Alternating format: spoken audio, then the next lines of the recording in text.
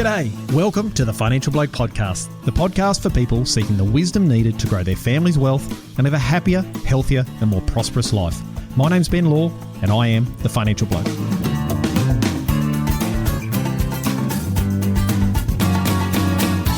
Welcome back to the Wealth and Wisdom Podcast. My name's Ben Law and I'm your host. Today we've got my great friend and financial advisor, Chloe Arthur, back on the podcast. Chloe came on the podcast back at episode number 4 and we discussed financially protecting your family. When I was a financial advisor, almost 100% of the new clients that came to see me had major problems with their life insurance, which needed fixing urgently. No family wants to pay for life insurance cover only to find out when their loved ones died that it won't pay out or is paid directly to their bank, or find there just isn't enough. If you've got debt and either no life insurance or current cover that needs reviewing, then go back to episode number 4 and have a listen to what Chloe has to say. But that's not what we're here to talk about today. Today is far more interesting than just talking about personal insurance. Today we're going on a bit of a journey discussing the 3 challenges that successful families manage to overcome. These challenges, in my experience, are pivotal factors which set them apart from many other family businesses that struggle. Solving these problems are rocket fuel for not only driving their business forward, but also in strengthening family unity. I've got Chloe on here today as we've discussed this topic a lot, and I could think of no one better to have this conversation today. So if you're unhappy with just getting by and you want to smash it out of the park, then this is probably the podcast for you. Strap yourself in and welcome Chloe. Thanks, Ben. Good to be here.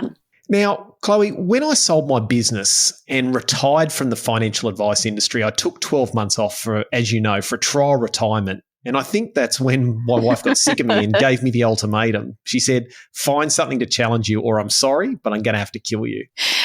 Yeah, definitely. I don't think, Ben, you were going to last too much longer unless you did get back into doing something. Yeah, and it was sort of at that stage that I kind of knew I needed a new challenge. And that's when I started the podcast, and it was a bloody steep learning curve. But then it was like, well, what's next? What have I got to do next? So I picked up the phone and I had a heap of conversations with what I'd term as successful producers. They're financially successful in their business, but they've also got solid families and, aligned families. And I wanted to get an understanding of what, key part of their business that they saw other than the operational side was either key or wasn't being serviced. Now, outside of the production issues like debt, drought, cash flow, staffing, there were 3 things that sort of really commonly caught up, and they all caught my interest. And the first one was, how do you find or get the best out of your professional advisors? Things like financial advisors, bankers, brokers, lawyers, accountants, and also how to get them working together or being collaborative to get for the best for the family. The second one was, family strategic planning or strategic planning for the business, and then making sure the family and everyone involved in the business is absolutely aligned. And, the common thing is how do we get our family focused and aligned on the plan that we've got? And number 3 was preparing the heirs. How the hell do we include and prepare the kids to ultimately take over the business? And I mean that just not just operationally, but being able to manage the family wealth. And you and I talked a lot about this as you've worked with family businesses for a long time, and you probably were the only one that sort of got what I was thinking through.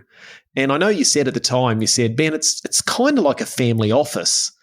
And I was sort of, it's kind of, but it's sort of not quite. It's sort of a derivative of it. And so I got to the point where I was threatened with a grisly death at home if I kept loitering around the house. So I decided to develop and then test a few ideas on how to help families with these problems. And I tested and refined it until I came up with a model which I call the family wealth and prosperity process. And it was kind of a blend between, coaching, facilitation, personal development, strategic planning, accountability, family alignment, and then all those sort of tie in and add to the aspects of a family office. A bit of a Frankenstein's type monster of things. So where I'm going with this is, Chloe, is these 3 areas today I want to have a bit of a chat, and I want to get your perspective on how you see that's a critical component to families being successful now and across the generations. So I'd like to kick off first, Chloe, is we talked a lot about this. And at first, did you think I was as nuts as Sarah thought I was? Look, to be fair, poor Sarah, she'd already dealt with you over that 12 months being pretty bored, and a bored Ben is not a good Ben. So, I don't think my phone has ever rung so much from you, Ben, as what it did in that 12 months that you had off. But absolutely not. I used to think, gee, Sarah, how can you not see it? So I think we're fairly aligned in our views, but nuts somewhat, but not in this context, Ben. I think you've always been able to see sort of through some of the things and more look to the how. But there were moments where I think I placed a few calls to Sarah to make sure you were okay. Because it's a really weird space, and I've been fascinated for years about what makes one family successful and another family not successful when they seem to have the same resources, same area, location, etc. It's interesting, isn't it? Yeah, it is. And so trying to think through that, and it's complicated. But where I want to start off is those three areas, which was, professional advisors and their alignment. The second one's strategic planning and family alignment, and the third one's preparing heirs. So let's dig into the family alignment first, because it's extremely important to have quality professional advisors in a family business. And when they're aligned and working together, that's where you get the real power. So I want to hit you up, and I want to stop talking now and let you have the floor, Chloe. How important is it for you, do you think, to have a rock star advice team? And what challenges have you found that may arise in aligning them and getting them working together? Yeah, no, thanks, Ben. And they're really good points. I think the three that you've raised are probably three of the biggest. There's probably some under those that at some point we'll chat about, but certainly this alignment concept and that rock star team, as you put it. Look, without a rock star team, it's very difficult to deliver consistent and measured results, particularly when you're dealing with families, Ben. A good team can only align efforts when we know what the goals are and we know what we're trying to achieve. But where does that come from? Who is the person that's delivering what those goals are, not just for one individual, but for a family or a group of families or a group of businesses? A group of good people can still only somewhat be effective. Do you need rock star people to do their roles? Absolutely you do. But I think that's the 101, Ben. I think that's you have to have good people in the team. And then the key here is the leader of that team. So, take a band. You have to have the right people in the band. You have to have the right leader for the band. You have to have the right manager. You have to have the right audience that you're playing to. And I think that sort of speaks to your question. You've got to have the right people doing the right job at the right time.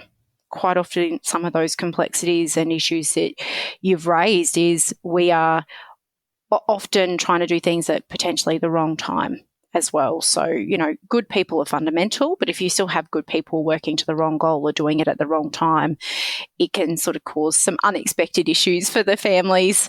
I've seen many issues. I think I've tried to pull a few out that I think they're really common, and I think they're ones that you can't ignore, Ben. And the main one is that alignment of efforts in communication and this thing called accountability. Unfortunately, when you put in place accountability, some professionals get caught out and you have to deal with it. As a business or as a family, you have to go, oh dear, when we put the pressure on and we're expecting that person to deliver in often what they're being paid to do, they get caught out. And when you're holding them accountable to that, you've got to deal with those discussions really quickly and promptly. And often I see that one of the issues, Ben, that just doesn't happen. And then I think the other one to that is when you've got good professionals doing a good job, but they're not aligned to the goal. So they think they're doing what they should, but ultimately they're still getting it wrong because the goal was never set to begin with. And so even sometimes when you've got to undo stuff and then start working to the right goal, that can be a problem. But ultimately, that problem is much better because you're still aligning that positivity long term. So you're getting back to where you should be before you start going again. Does that make sense? It does, yeah. And look, I think, is it fair to say, Chloe, that you can have someone who's very technically good? So you could have a banker that's a bloody good banker, or you could have an accountant that you think, wow, they're technically really smart, but you can get a really shit or subpar outcome consistently. Absolutely. The good ones are where there's a good mix of both. You have to know the technical stuff, but it's only 10%. but you have to know 100% of the 10%. That's what you pay people to do their job, right? If I'm paying an accountant, I expect that they know how to do their job. The other 90% is those personal skills and getting those mixed right across not just one individual or two individuals, but a subset. So that rock star team, it's a bit of a challenge, definitely a challenge for us. And how do you know? You need to be able to identify it. And how do you know if the accountant is technically competent? They could be a really good salesman, Ben, and technically really poor. So I think in putting together those teams and having some of those difficult discussions and calling it out early, you sort of get to the bottom of that when you start to hold people accountable. Absolutely. And I think also too, if you've got a team working together, like you've got your accountant and your banker and your financial advisor, et cetera, all working together, then it's going to become pretty clear after a period of time that someone's not pulling their weight or someone doesn't know what they're doing. So having other people involved and working closely with them, that soon starts to float to the surface and you can start to make some choices. Should you fire? If your professional advisors are competent, so in other words, you feel confident that their technical stuff's right, but they're not working together as a team with the rest of your team, and they're not communicating well, and they're not, trying to drive your business to where you want it to go, should you sack them? Look, I'm pretty hard and fast on this one, Ben. The answer is yes. You sack them and you get them out of the business as quickly as you possibly can, because ultimately they can be technically competent, but they're a cancer in your business, and it's a culture that you can't perform with over a long period of time. And what we're dealing with in farming and producing is that longevity risk. And I think if you've got someone sitting in there that's just not willing to communicate and not willing to be a part of a team, you'd start to question, well, why not? I've fired professionals for much less, Ben. To me, I get those people out of there as quickly as I humanly can. So I've sat there and I've done it with a few mortgage brokers particularly, and there's almost this sense of entitlement. It's like, well, they're my client. I've got a relationship with them and we're going to do this. And I go, yeah, that's awesome. I'm glad you've got a relationship. I really hope you're technical at what you're doing. I come in and sort of go, this is where I'm working with the family and what we're hoping to achieve. I really want to understand how you fit into that. Can you work with me? Can you work with other professionals? And sometimes they won't even return a phone call. So if they won't return a phone call to me, who a family is engaged to help them to deliver, then that actually shows you actually how important you are. And I think there is this sense in the professional world of this entitlement that, well, they're my client and you can't do anything about it. Well, I think that's just gone of the day. We've got good tech, we've got good data, we've got really smart consumers who have access to more now than they ever have, which is a separate issue. But if you don't have people in working for you and working for your family who are happy to work with you and pivot and grow and don't have that same mindset, they're going to keep you back from really performing. So, I think it's pretty easy to get those ones out. And the hard ones to get out, the hard ones that I find, and this is a big risk in the rural industry, is most rural producers are pretty loyal people. So they don't change absolutely advisors, etc., very quickly, which loyalty is a really important trait in business. So I don't criticize them for it, but there comes a point where you've got to make that decision. And I find a lot of families that just don't engage the right person or leave quick enough, and they don't leave until something catastrophic goes wrong.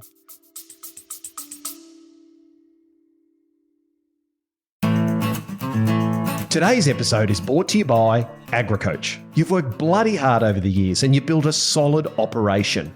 But as your children grow up and start their own journeys, you're beginning to think about the next 5, 10, and even 15 years and how to keep driving the business forward and ensure a smooth and successful succession plan. Preparing the business, preparing the next generation, and preparing for your eventual retirement all requires a solid plan and a proven process. Unsure about the right steps to take? Head on over to agricoach.com.au/webinar to learn more about our Succession Proof Your Family webinar. AgriCoach, aligning families, growing wealth, and protecting legacies.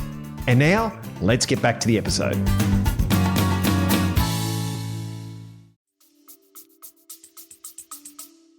They don't leave until it's actually at the detriment of their own family. And at that point, it's sort of already done. Some of the damage has been done, and we don't want to continue for that damage to sort of continue and cost that family money. But you're right, incredibly loyal, lovely, and it's a lovely trait. You absolutely need it, but not at all costs would be my thoughts on that, Ben. Like winning isn't at all costs. You don't keep people around who aren't willing to help you grow and achieve your goals by not communicating. It's a non-negotiable. It's a 101 these days. Yep. So, Chloe, now we've talked about advisor alignment and the power of getting everyone on the same page, but we can't get everyone on the same page unless we have a strategic plan. We have a vision of where the business is going in the future, and that's a really tough thing to do. And then making sure that if you have a strategic plan, that the whole family's aligned to that, because that's where the value is. So from your point of view, Chloe, why should we care about family alignment, and why do we need a strategic plan? Ben, this one gets me. It really does. That family alignment and the importance that time and commitment to our loved ones and our family members, it's just such an important trait for people to be successful long term. Having the right people and spending the time and committing that effort to the right people, for me, is actually what stands out between an okay producer and an okay family farming business and really exceptional ones. The exceptional ones do this part really, really, really well. And the reason that they do it, overarching all of the families I've worked with, is because they are clear on their goals, and they are clear that they want the next people or the family coming into the business to be really well equipped. And so they spend a lot of time doing on-the-job training. And I know that sounds really simple, but often it is actually that. It's where are their gaps and where do we need to address it, and spending the time and spending the effort. And yes, that does come at a cost sometimes, but it's short-term pain, I guess, rather than long-term pain, because the failure of doing this now and doing it on the go and this concept of having small incremental pain along the way essentially means that you don't then leave an absolute nightmare or a failing family upon your death. And that really feeds into the legacy of families.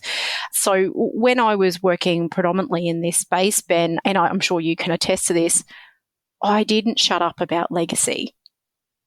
And the reason I didn't shut up about legacy is because generally in farming and agriculture, there's a really close connection to the family trait and to the family brand that's important to people. And if you don't pay some attention to that during, these production and years of sort of accumulation and growth, then sometimes it gets too hard to do on the other end. And so we don't want to leave our run too late.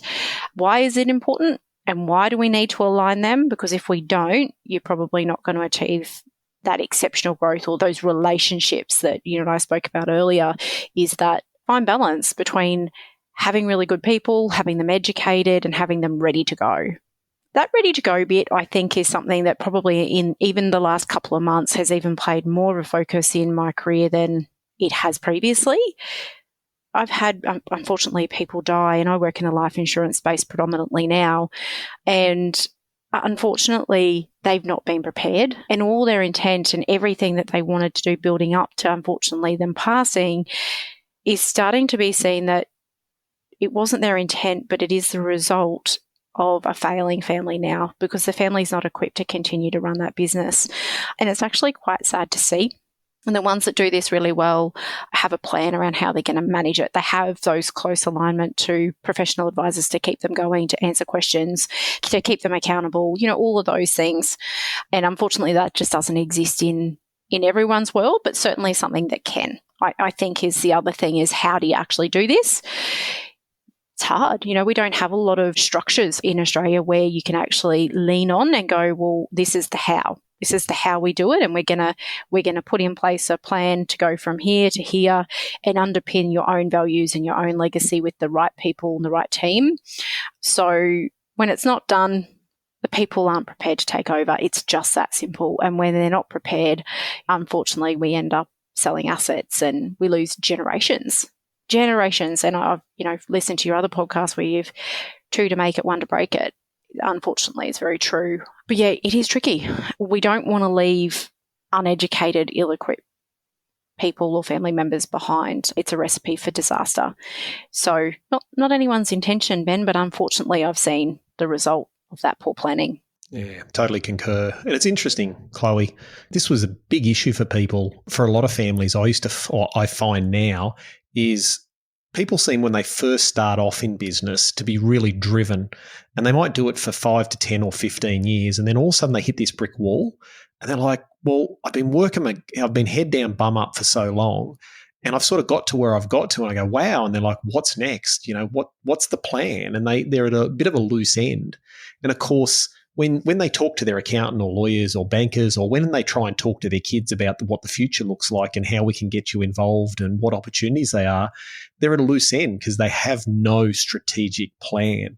And developing a strategic plan can be hard and complicated. And if you don't have a strategic plan, you can't tell your accountant what you're trying to achieve and get them to help you. You can't talk to your banker and say, hey, this is what I'm trying to achieve. Can you help me? And it's really interesting. I sat down with a family yesterday and we had mum and dad in the room. We had the broker and the accountant in the room.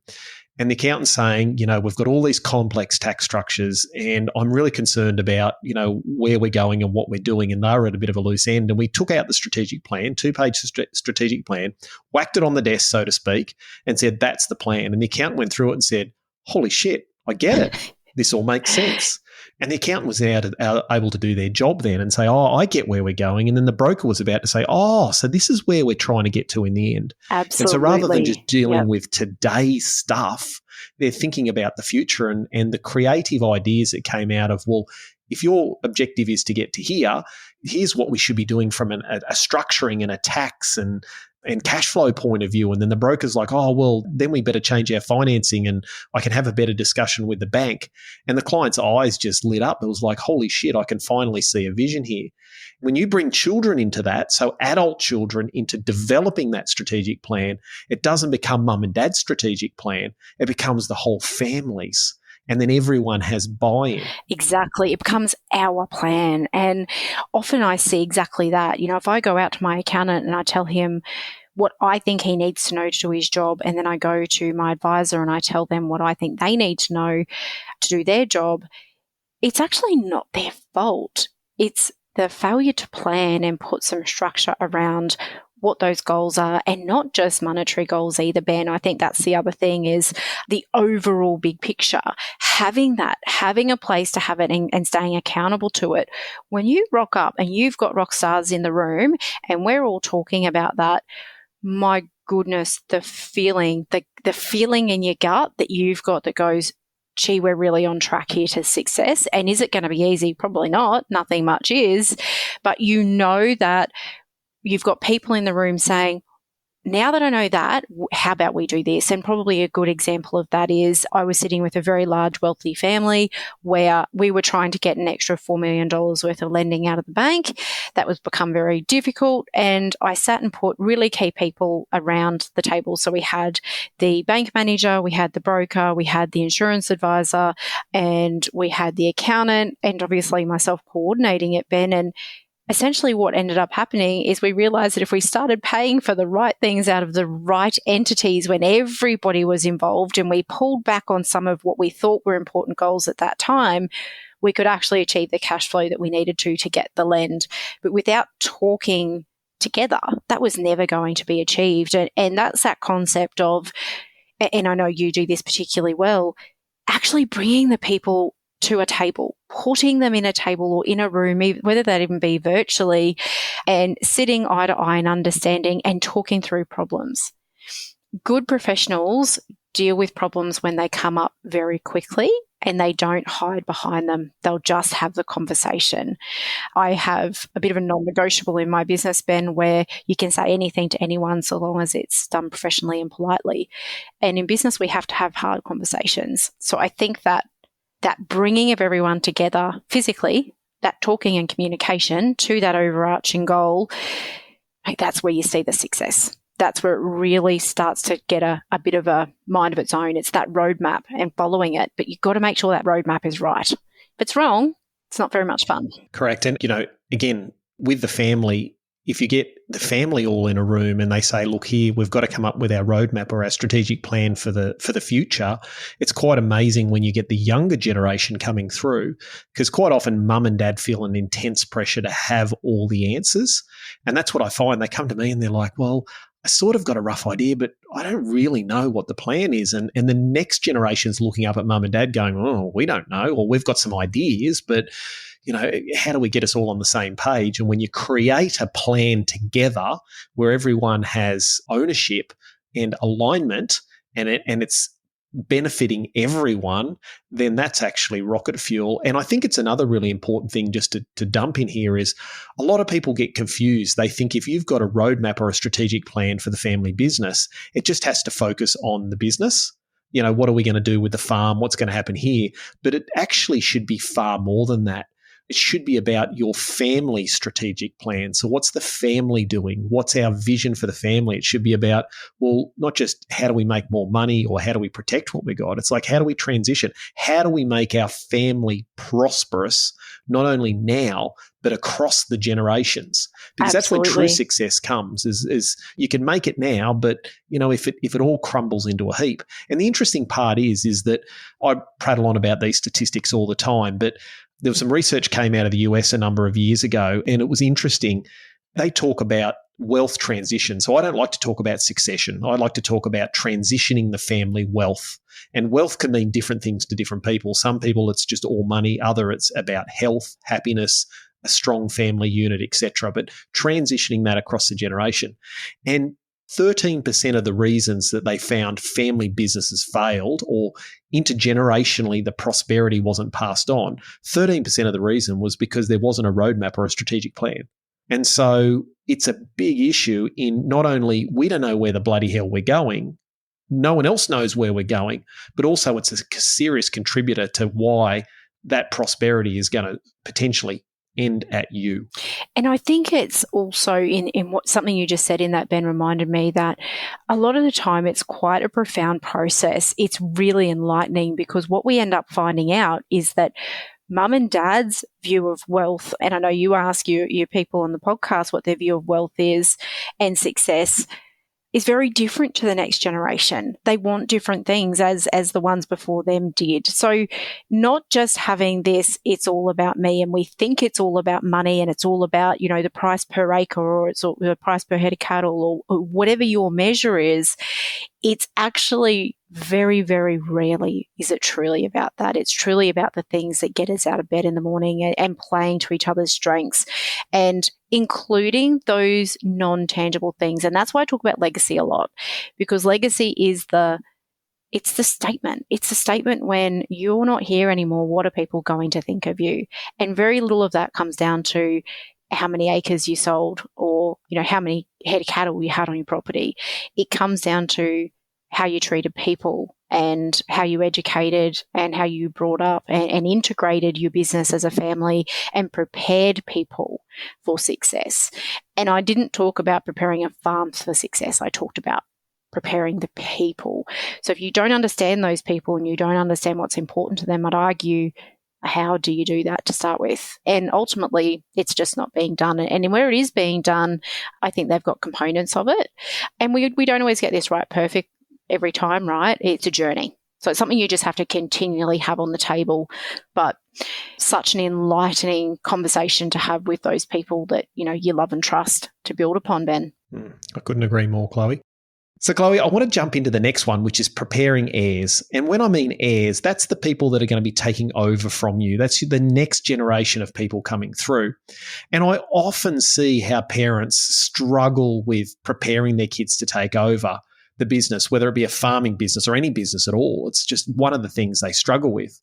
So why do you see, Chloe, it's such a problem preparing the heirs? And it is a problem, but also why do you see it such an important thing that families need to do? Oh, look, it's so important. So I'll come to the first bit in the question is, why do I see it preparing heirs being a problem? Communication, difficult discussions, hard decisions, limited time, non-aligned goals, no structure, no accountability, no buy-in. The list is endless, Ben, the reasons why we don't do it and why it's difficult. Because it's not easy is ultimately the issue. It's definitely not easy to do, and it's probably just not in our nature to do this part particularly well. If I go the flip side, and if I was sitting there and I ask and talk to the heirs, and you go, well, why is this a hard conversation for you to have with mum and dad? Quite often the answer is because we're not going to be listened to anyway. And that might be really hard for some of your listeners to hear. But there is a reality that, some children and families sitting out there just don't feel like their opinion is important. So we need to be able to break down some of those walls. We need to give people some time and space to be heard. We need to listen actively. And this concept of agreeing our way forward instead of saying, well, we're going to agree to disagree. How about we agree how we're going to move forward when we take everybody's opinion sort of into account? And when you come at it with a bit of an open plan and you have someone facilitating that for you, it actually gives people a platform to speak from, because otherwise, how do you have the conversation? Is it in the ute on the way to fix a fence? Is it the 600k drive into town? And then even when you're having that discussion, you still don't have all the right people in the room, unless you're going to do it over Christmas dinner, probably not appropriate. So I think it's difficult because we just don't have these discussions easily. It's not in their nature, Ben. These aren't things that they're particularly good at bringing up and facilitating. So, that's where we sort of step in and are fortunate enough to help some families. If you are liking this, if we liken our people to what we do on farm, our paddocks or our cattle, they don't just produce themselves, right? We've got to put in effort. We've got to put in time, commitment, money, all the rest of it, the blood, the sweat, the tears. And we do that through generations of knowledge and learning how to do that part. So I think fundamentally we get that bit right. But it's only one piece of the puzzle. That's just the farming bit. There's the business part. There's the relationships part. There's the what happens if part. There's the planning beyond the farm part. There's lots of parts. And I think for preparing heirs, that all just becomes too much. I mean, how do you try and tackle it all at once? And often we think we do have to tackle it all at once. And quite simply, you don't. You just don't tackle it all at once. You have that roadmap, Ben, and you tip away and you do one bit well and then you do the next bit well. And I think I mentioned it earlier, do the right bit at the right time. There's going to be things that are fundamentally more important to do early on than they are, later. So again, just prioritizing some of those goals, and sometimes we need to walk into a room and put our ego aside and start to really listen to each other and decide what is best in alignment with the goal, not in alignment with what I think should happen. And having that discussion is particularly hard. I think it's probably a reality, so I'll speak to it here, Ben, but I've seen families where children say, yeah, cool, I don't want to do that. And then what? Some of the biggest fears that we have are the fear of failure and the fear of success and the fear of rejection. So what happens when the son or daughter turns around to mum and dad and says, well, that's nice, but I don't want to be a part of it? How do we deal with that? So I think some of those fears and tackling those and having the good people around us, this comes back to your first question. You can't do this without rock stars. You just can't. Because it's all those people, a combination of all of those people and the good communication that's going to help us to deal with the son or the daughter or multiple children that say, no thanks, mum and dad, we want out. The answer to that should be, that's okay. We're here, we're listening. What do you want? How do we all, and that doesn't mean mum and dad's goals aren't important, but how do we all get what we all need from this one life and this journey that we're on to create, Ben, that prosperity that you spoke to? And none of that's easy when you're sitting on a farm and sort of feel quite isolated, quite frankly. And also busy. I mean, their farm's a busy place. There's always a million things to be done. This is the last thing that's on people's minds day to day. It becomes what we call an important but not urgent. And look, here's my take on this, Chloe. Out of the stats, about 25% of the reasons families break down and the family wealth is lost, the farm sold, families are no longer prosperous, is because of a failure to prepare the next generation to take over. And so where most people make the mistakes is they say, well, I taught my daughter or my son to be really good at grazing cattle or to plant really good crops or grow the right chickens, etc. And they teach them to be operationally very good, but they teach them to be very poor, or sorry, they don't teach them how to be emotionally intelligent, how to problem solve effectively within the family, how to communicate, how to build trust and repair trust. They're all really important skills. How to deal with the accountant, how to deal with a lawyer, how to get the accounting team, how to invest off farm. There's all these skills that they're just not taught. And that's catastrophic for a lot of families. And quite often when, you haven't prepared the next generation to be able to thrive in the world, you end up with communication problems and trust breakdowns. And I think 60% of the reasons they fail is because of communication and trust breakdown. So it's absolutely critical that that next generation is heard, learns how to run the business, learns how to communicate, but also too learns how to understand where mum and dad are in life and help mum and dad achieve what they want to achieve. Because it's not all about the next generation and it's not all about the older generation. It's a combination of the two. And that's all part of the process. But I think overall, it's for most families, it's a bloody tough gig because you raise children, they have different wants, they have different needs, you have generational differences. Kids these days may not, on average, want to work as hard as their parents did. They may have different views of the world, and that causes friction. Yeah, absolutely. That friction that gets caused within, in the family environment more than any other, Ben. And we have to learn and get better and practice how to deal with friction and how to deal with difficult conversations quicker and easier so that they don't turn into really big fundamental problems that you probably can't fix later on. So not easy, but my goodness, and the families that do it, they're genuinely happy and, on track to achieve some really cool stuff. Yeah, see, the way I sort of see it, Chloe, is, I used to play football when I was back at school and uni, and I look at this as, it's really important that you've got to understand the rules of the game. You got to know how to kick the football, catch the football, pass the football. You got to understand all the rules that you've got to play by, and you've got to have a plan on how you're going to play the game. Everyone on the team, which is your strategic plan or your roadmap, to get the family aligned, well, that's no different to getting everyone on the team understanding that the aim of the game is to follow all the rules, not give away penalties, and get the ball to the other end of the field and what a try looks like. That's the family alignment. It's understanding that we're all working together towards some sort of end. And then the advisor alignment is just like the professional people coming in, your coaches, your physios, your marketing people, is making sure everyone understands this is the team, this is what we're going to do. And then finally, preparing the heirs. Well, nobody can play football for the rest of their lives. There's always got to be the next generation coming through that they've got to nurture and grow and teach how to play the game. And I think that's the whole preparing model. But overall, the alignment one for me is if you understand the rules of the game and you're all really motivated to play that game, most people are going to get along far better than if they don't understand the rules of the game. I mean, I had people that I used to play football with years and years ago that I really didn't like that much. But once we got on the football team and we were playing together, a lot of those problems disappeared. And I think it's the same for families. If you can get a family developed roadmap or strategic plan together where everyone's aligned and like, yep, this is what we want to do, this is where we want to go. You then roll that out to your professional advisors and say, Mr. Bank Manager, Mrs. Accountant, broker, financial advisor, this is the game plan for our family. This is our big, hairy, audacious goal. This is where we want to go. How can you help us achieve this?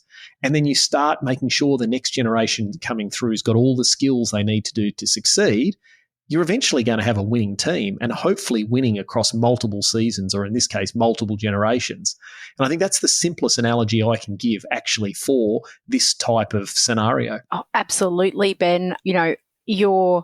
When you have a structure and when you have your goals written down and you have some commitment and accountability to those, you don't have to like the people that you're dealing with, because what you're saying there is, that's great. I don't have to like you. We're here to do this.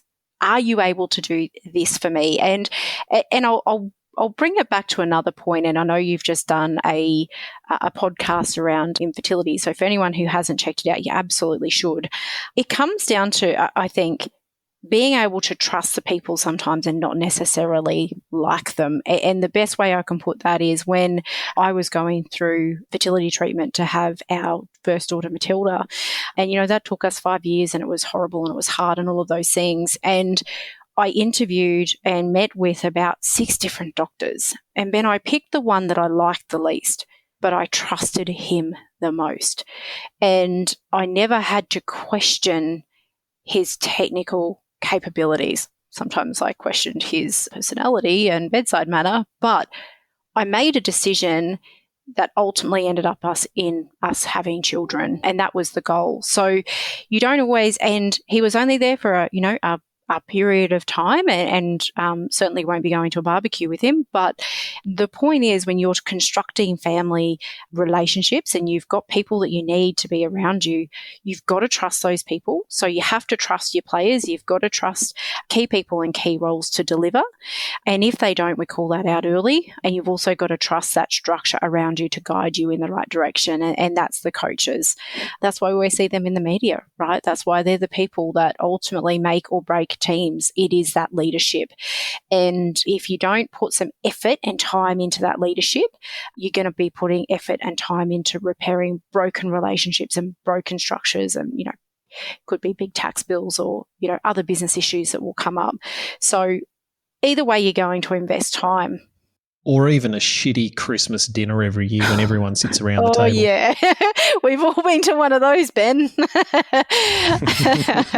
Absolutely. Yep. Because I think that's the litmus test of all this is, you can be successful in business. And I've seen a lot of people make a lot of money over the years, Chloe, and money doesn't make you happy. It's a lubricant and it's a tool in life that can make life a whole lot easier, but it's the love and support and the friends and the family that are around and the feeling you get from, moving forward and having a plan, etc., that makes it worthwhile.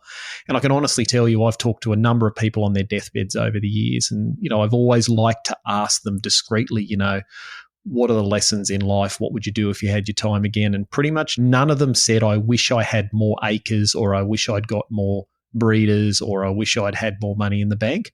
All of them say, I wish I'd taken more risk.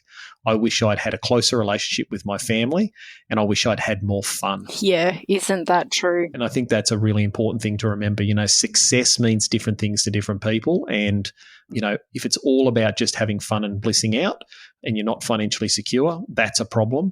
If it's all about money and you've got no family and friends around you, that's an even bigger problem. So think very carefully about what you're trying to achieve and get some help from those. Absolutely. I couldn't agree more. So, Chloe, that's been really good. We've sort of fleshed this out a little bit. And I just want to really quickly just say again, just to remind everyone, it's advisor alignment was the big issue, strategic planning, and then having a family aligned to that plan. And the last one's preparing heirs.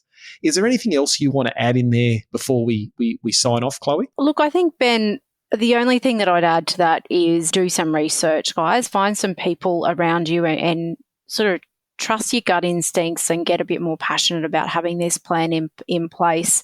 I think it's fundamentally the way that you should be striving to operate, and it's the next level. If you're looking for more than mediocrity, then using some of these tools that we've spoken about and getting some, reach out to Ben, myself, whoever, and sort of start having some discussions about new ways of operating, because I think you will have a much more prosperous life if you do that. Yeah, that's sort of all, Ben. I think it's just down to that gut instinct, right? Sometimes you've got to follow it. Yeah, I agree. Awesome. Chloe, where can people find more about you online? Look, I don't work in this space anymore, so, I don't deliver this structure anymore, but certainly from a business and personal insurance perspective, if you just search Chloe Arthur at Findex, Findex, you should be able to find me. And my contact details are on the webpage, Ben. Perfect. Well, I'll put those in the show notes. And just from my point of view, anyone that has insurance on the business, on the key people, anyone that thinks they need to have some, reach out to Chloe. She's a rock star in her field, and get that sorted out for your family.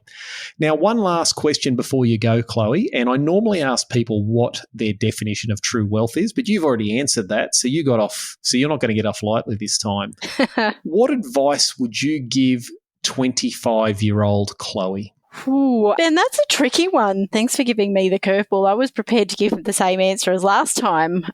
Look, the fact that you're insinuating that I'm more than 25 years old is slightly offensive, but, I'll let you get off on that one. Look, I would tell myself to back myself more and trust my gut instinct.